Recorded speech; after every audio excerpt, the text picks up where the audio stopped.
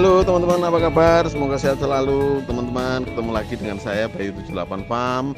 Terima kasih teman-teman karena selama ini teman-teman sudah setia menyaksikan video-video kami. Harapannya semoga video kami menambah semangat teman-teman semua dalam mengelola usaha ternak kambing dombanya, sehingga nanti bisa menghasilkan sesuatu yang bermanfaat untuk kehidupan kita semua, untuk kehidupan teman-teman, untuk warga sekitar segala macam.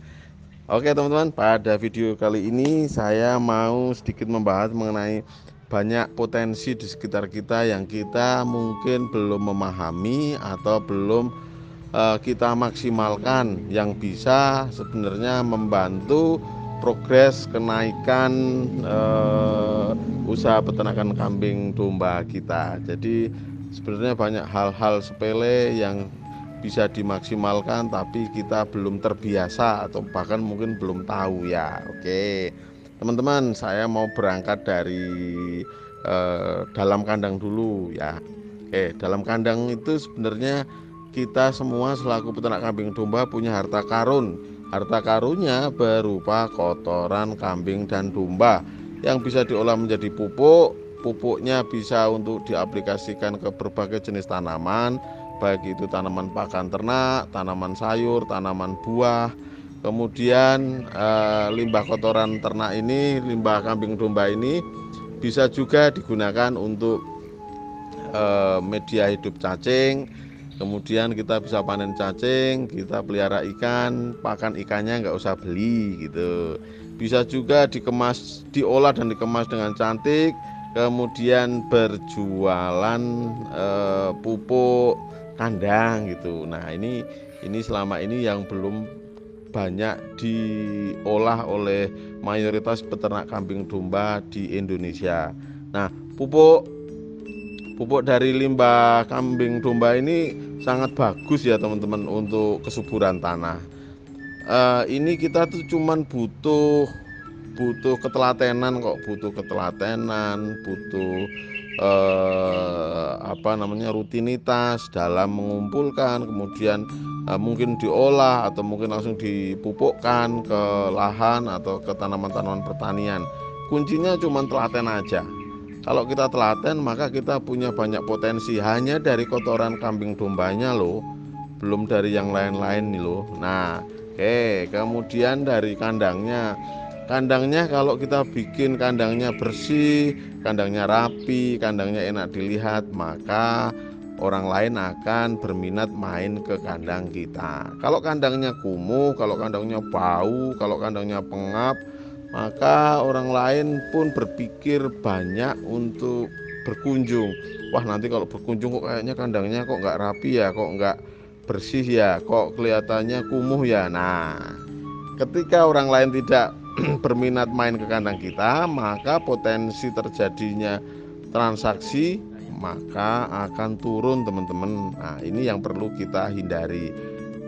Solusinya mudah, rutin aja membersihkan kandang, rutin aja memperhatikan kandang. Oh, ada yang rusak segera diperbaiki. Nah, segala macam. Nah, ini hal-hal sepele teman-teman dari dalam kandang. Oke, keluar kandang. Yang luar kandang ya. Pokoknya ini nggak bahas soal ini, nggak soal ternaknya. Ini soal hal-hal lainnya. Luar kandang. Soal pakan. Pakan, banyak peternak kambing domba di Indonesia yang tidak terbiasa menyeting untuk logistik pakannya. Jadi mereka lebih banyak mengandalkan alam, artinya nunggu pohonnya pada tumbuh, nunggu rimbunya daun-daun, nanti baru dipangkas. Ketika musim kemarau akhirnya kekurangan pakan. Ketika kekurangan pakan, yang terjadi ternaknya pada dijualin dengan harga murah. Nah, solusinya bagaimana? Ketika musim penghujan, ayo teman-teman nanam pakan sebanyak-banyaknya. Bahkan kalau bisa biasakan ketika berangkat cari pakan atau ngarit itu teman-teman bawa pupuk dari kandang. Jadi ngarit dulu, habis ngarit baru dipupuk yang diarit gitu. Nanti pasti tumbuh daunnya akan lebih lebat teman-teman. Teman-teman tidak akan kekurangan. Ini sederhana sekali ya. berangkat ngarit membawa pupuk. Nah, cuman mayoritas peternak di Indonesia itu kalau berangkat ngarit cuman bawa arit sama tali, sama minum gitu. Nah, ini padahal nanti berharap pakan hijauannya akan terus banyak. Nah, ini sulit terjadi. Lebih logikanya lebih mudah terjadi, lebih mudah terwujud kalau teman-teman juga rutin mupuk. Artinya rutin manen pun wajib rutin mupuk gitu. Nah, kemudian soal tanamannya eh ini masih 50-50 ya kalau pandangan saya ya. Ada sebagian yang peduli banget dengan alat sabitnya atau dengan aritnya, kemudian sebelum berangkat selalu diasah. Ada yang asal bawa sehingga nanti tumpul ketika untuk babat batangnya, batang rumput atau batang ranting-ranting pada pecah. Kalau pecah nanti tunasnya sedikit teman-teman. Kalau tunasnya sedikit nanti hasil yang dipanen juga berikutnya akan lebih sedikit. Nah, ini sepele sekali. Soal sabit aja ini mempengaruhi loh, mempengaruhi. Bagi teman-teman yang ngarit rumput pakai mesin, oh jarang rawat mesinnya, terus bilah pisaunya juga jarang diasah, maka hasil yang akan didapat pas ngarit pakai mesin juga nggak banyak. Nah, ini ya toh. Terus soal perawatan lahannya, soal irigasi, ini mumpung penghujan teman-teman bagusin irigasinya, bagaimana nanti irigasinya bisa lancar ketika musim kemarau. Jadi ketika musim kemarau tidak sampai yang namanya kekurangan pakan. Nah, jadi kalau teman-teman mau ngitung seberapa mampukah lahan teman-teman itu untuk mencukupi kebutuhan pakan, itu ngitungnya pas posisi kemarau teman-teman. Kalau selama kemarau ini teman-teman tidak pernah kekurangan pakan, otomatis nanti pas musim penghujan teman-teman akan oversupply pakan. Nah, ini kan yang diharapkan. Jadi teman-teman tidak perlu jual kambing domba ketika musim kemarau. Nah, ini kan sepele-sepele. Terus pas ngaritnya teman-teman, misalnya ngarit daun singkong karet. Nah, batang yang tua ini langsung ditancap teman-teman. Ini langsung ditancap supaya nanti asetnya nambah lagi, jumlah yang bisa dipanen nambah lagi. Kalau hanya babat terus batang tuanya hanya ditaruh gitu aja ya, nanti yang ada ya hanya itu aja. Kalau teman-teman misalnya ngarit gamal atau kleresede, itu batang atau kelor batang bawahnya langsung ditancap teman-teman. Ini kebiasaan sepele sekali. Ini aktivitas yang sangat mudah, tapi ternyata ini berat banget untuk dikerjakan teman-teman. Bahkan misalnya teman-teman ngarit rumput budidaya nih, rumput pakcong, rumput kinggrass, gama umami, odot segala macam. Begitu ngarit, kalau ada lahan, kalau ada space yang masih bisa ditancepi, bibit baru segera tancepi teman-teman, segera tancepi. Karena kalau sekarang ini musim penghujan belum tentu nanti hasil produktivitasnya sama ketika musim kemarau. Nah, supaya produktivitasnya tetap stabil, maka kalau ada space yang masih kosong ini segera ditancap bibit baru. Nah, terus misalnya teman-teman ini suka ngonsumsi buah yang ada bijinya, entah itu pepaya, entah itu jambu, entah itu nangka, durian. Nah, biji-bijinya ini silakan ditanam.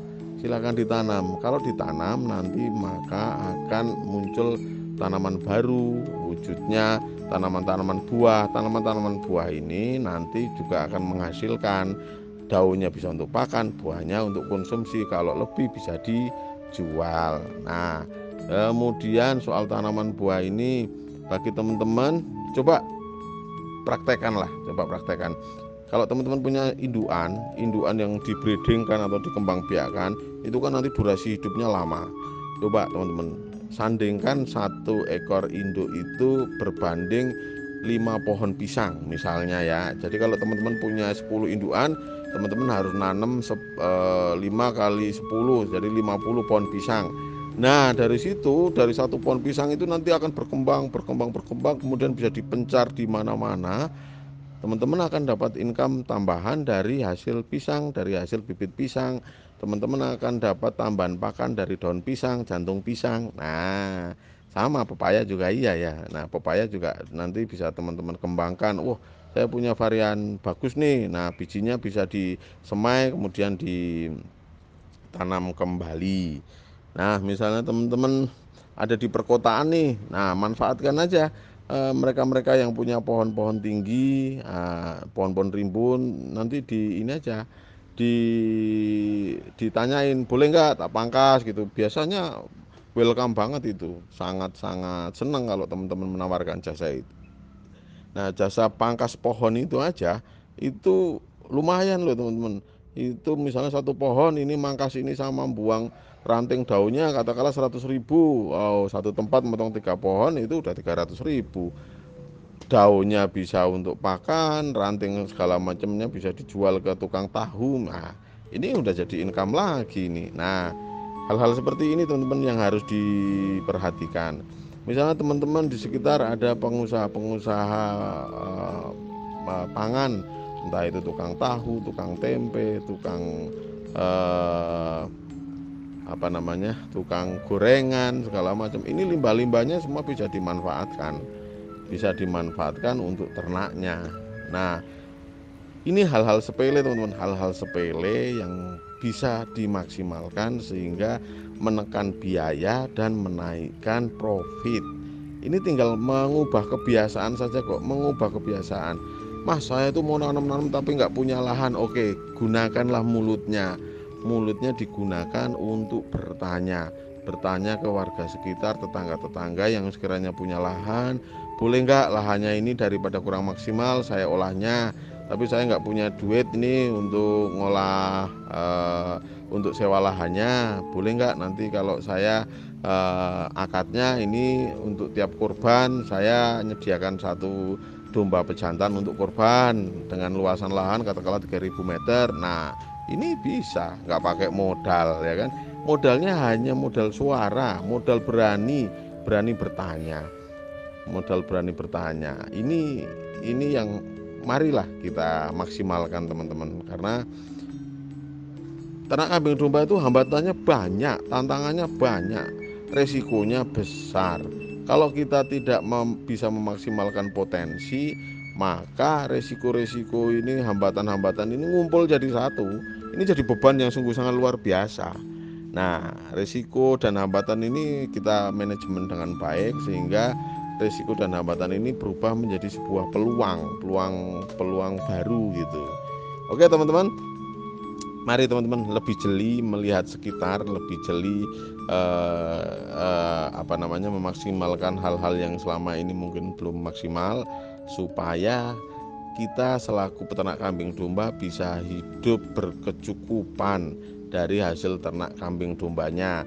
Pas anak minta duit untuk bayar sekolah ada, pas anak minta motor baru untuk sekolah ada, pas anak minta ganti HP baru karena untuk daring ada, pas istri minta ganti rice cooker ada, pas istri minta beli gelang emas juga ada, pas teman-teman mau ngredit mobil pickup ada duitnya. Nah, kan seperti ini yang diharapkan. Jadi dari hasil ternak kambing domba selaku pokok usahanya ini bisa membawa berbagai sumber income baru, sehingga teman-teman semuanya, saya dan teman-teman semuanya ini mempunyai banyak sumber income. Kalau kita punya banyak sumber income, maka kita akan semakin semangat, nggak ngelokro gitu semangatnya, semakin lebih yakin untuk menseriusi ternak kambing dan domba. Oke teman-teman, gitu ya. Mari kita semakin cermat, mari kita semakin telaten, mari kita semakin teliti, mari kita semakin terbuka matanya untuk melihat peluang-peluang baru, mari kita semakin berani membuka mulut untuk mendobrak keterbatasan yang ada, dan mari kita maju bersama. Oke teman-teman, terima kasih. Bagi yang belum subscribe, silahkan subscribe teman-teman. Bagi yang sudah subscribe, terima kasih ya. Nantikan video-video kami berikutnya. Semoga tayangan kami membawa manfaat untuk kita semua. Terima kasih teman-teman, sukses selalu untuk kita semua.